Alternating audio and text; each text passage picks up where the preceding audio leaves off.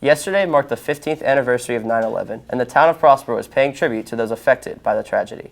A ceremony was held on Sunday in front of Town Hall, and Prosper firefighters retrieved the colors from a piece of metal that used to be a part of the World Trade Center.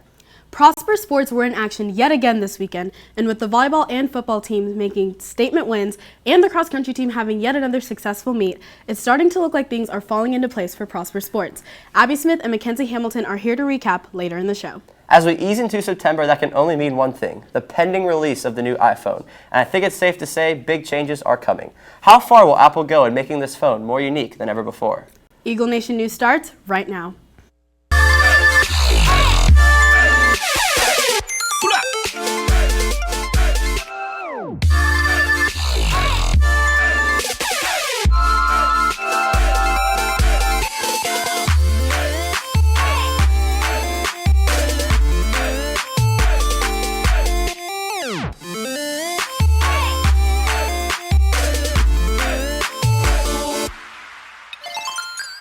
Good morning, Prosper High School. I'm Brandon Bonaparte. And I'm Sola Kantai. Here are today's top stories.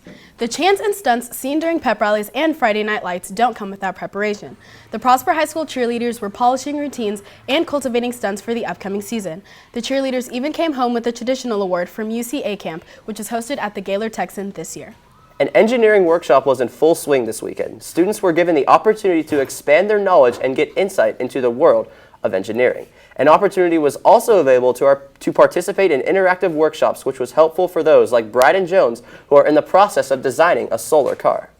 The iPhone 7 is set to hit the market on September 19th, but it's not going in quietly. The phone is expected to make major changes from previous generations, such as improved camera and the removal of the headphone jack. The iPhone is also changing its internal performance with the new A10 chipset and a quad-core CPU. While the terrorist attacks on September 11, 2001 may have occurred 15 years ago, the importance of the event is still in vivid display today. This weekend, the town of Prosper held a community tribute. Tish Kama has more on the resilience Americans have shown since the tragic event.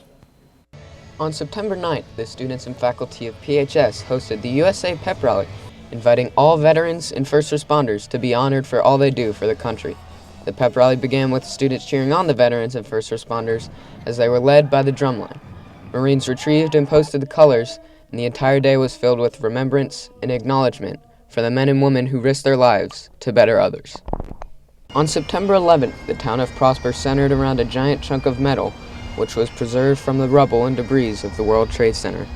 This piece of metal symbolized so much more than just the aftermath of one of the worst global attacks in history. It symbolized unity. Head Fire Chief Tucker began the tribute by discussing how all were torn apart, but they were more united than ever before. We get referred to as heroes. It's our job. We love it. We're dedicated to it. You know, we're very fortunate. We actually get paid to do what we love more than anything in the world. Head Chief of Police Chief Kowalski delivered a heartfelt speech on hope and unity creating a new nation. You'll recall the term never forget. And we never do forget.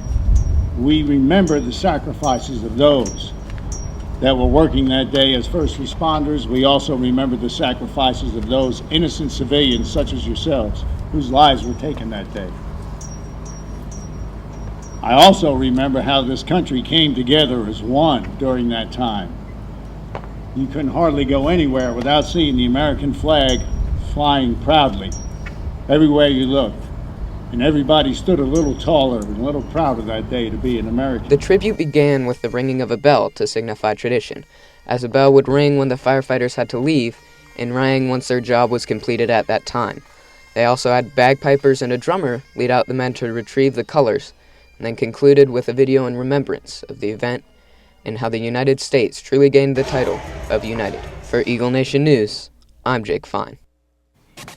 After the short commercial break, Keontae Cook will be speaking to the Director of Transportation.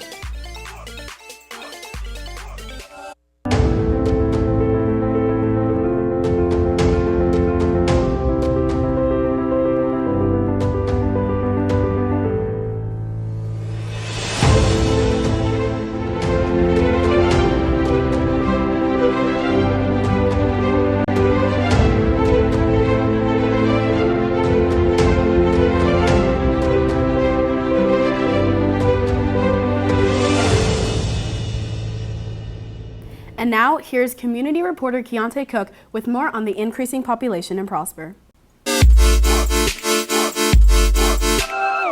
Prosper. Small town, big heart. But will that be changing soon?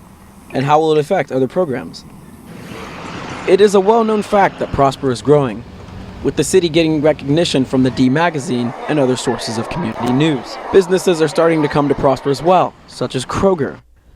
But although the town of Prosper is being affected in the obvious, recognizable ways, there are other programs and operations the growth has an effect on, such as the Prosper ISD Transportation Department. For us, it's logistics. We need to figure out how to accommodate those students who need transportation from their home to school and from school to home within the confines of our bell times. As Prosper grows, the number of students actually takes your seat back further, and further. While problems such as crowded buses can be annoying, Prosper ISD Transportation is looking for ways to deal with this issue. When you deal with 2,000 new students in the summer, you have to find a way to get all of them to school. As Prosper keeps growing, businesses and organizations will have to make changes to accommodate this growth. Although accommodations will have to be made, the growth has helped Prosper expand, making our community bigger, all while keeping the small town spirit. For Eagle Nation News, I'm Kantai Cook. And now here is Ethan Burden with your daily social media update. I'm Ethan Burden here with your daily dose of social media. Let's kick off this week with another poll I ran last night, asking what your favorite season is. Now personally my favorite is fall, but let's see what we got. 20% answered summer, 8% answered spring, 23% answered winter, and 49% answered fall. Also last week I talked about Instagram possibly being the new Snapchat. Even though Instagram is being sued for using the same idea concept as Snapchat, some people don't use the app or aren't allowed to have it. So Instagram stories are good news for them. Also last show I asked you guys to tweet us using the hashtag PHSSpirit. So here are some of the pictures that were submitted. Our first picture was from @JackFung18, and the next picture was from @Seth_Golden11. Thank you to everyone who tweeted at us. Well, that's it for today. Don't forget to follow us on Twitter @EagleNationNews. We're getting closer to that 3,000 followers mark, and for our 3,000th follower, we'll give away a $15 Chipotle gift card. I'm Ethan Burden, and today is National Chocolate Milkshake Day. After this short commercial break, Hannah Dennis will have your 3-day forecast. What are you doing? I'm getting ready to host the show. Kennedy told me that I'm hosting the show. Kennedy made a mistake. No, he didn't. Because I'm hosting the show. Brady, I'm hosting the show. I was hosting the show. I'm hosting the show. I'm hosting the show! I'm hosting the show! No, I'm hosting the show! I'm hosting the show! Brady, what are you thinking? I want to host the show! Curious how this is going to end? Stay tuned for Thursday.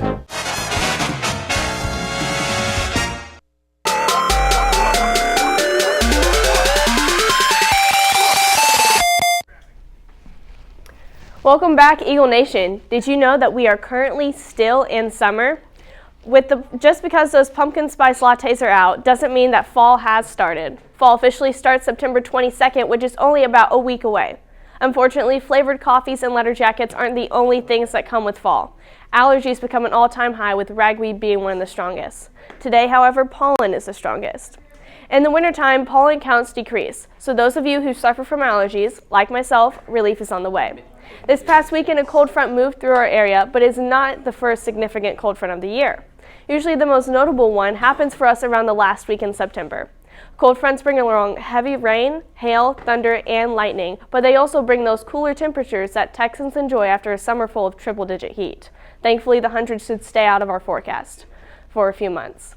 On to our local 3-day forecast, we have lots of rain moving through our area starting Wednesday and going on into the weekend, with a slight chance of severe storms popping up. Today, the high is 91 with a low of 69. Tomorrow, the high is 92 with a low of 72. And Wednesday, the high is 89 with a low of 74 and a 30% chance of rain. I'm Hannah Dennis, and on this day in 1988, Hurricane Gilbert hit Jamaica. After this quick commercial break, Abby Smith and Mackenzie Hamilton have your weekend sports update. On Wednesday, October 19th, PHS is administering the PSAT test to all sophomores for free. Any 9th grader or 11th grader who would like to take the test needs to sign up in the counseling office. The first National Honor Society meeting is Wednesday, September 14th at 7:50 a.m. and 3:50 p.m. in Mrs. Stevens' room, 1168F. Donation of shoes will begin September 12th for the Souls for Souls organization. For each pair of shoes donated, one raffle ticket will be given. Friday night brought forth wins for both the volleyball and football teams. Abby Smith and Mackenzie Hamilton have this weekend's highlights and more in the cross-country meet. Ladies? Thank y'all. I'm Abby Smith. And I'm Mackenzie Hamilton. Today we're going to take a look at the highlights of the sports teams from this weekend. First, let's take a look at football. Friday night, the Eagle football team matched up against the Liberty Redhawks in their home opener. The Eagles looked to redeem themselves and did just that. In the first quarter, Austin Lynn scored on a 5-yard run, giving the Eagles their first tally of the night. At the start of the second quarter, Caleb Adams sprinted for 54 yards for a spectacular Eagles touchdown, making the score 13-0 in favor of Prosper. At the end of the quarter, Austin Lynn plowed his way through the Redhawks defense, gaining his second touchdown of the night. The Eagles offense continued to make plays with quarterback Keegan Shoemaker throwing a total of 141 yards for the evening. In the third quarter, Austin Lynn reached play dirt for the third time on a 7-yard jaunt, resulting in a 27-0 lead. At the start of the fourth quarter, Nathan Powder completed a pass to Everett Jefferson for a 52-yard touchdown.